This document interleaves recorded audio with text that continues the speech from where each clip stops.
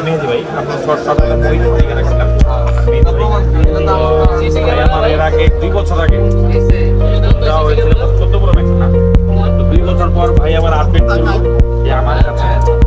তো ভাই এখন আমি আমাদের কাস্টমারদের বলতে চাই, 2 বছর পর ভাই এখন আমার মাঝে মাঝে ফোন দেয়, ভাইরে বললাম যে 17 না, বাট আমি 16 চালাবো, 17 দিতে চাইছিলাম, আমার 17 ভালো লাগে না, 16 চালাবো।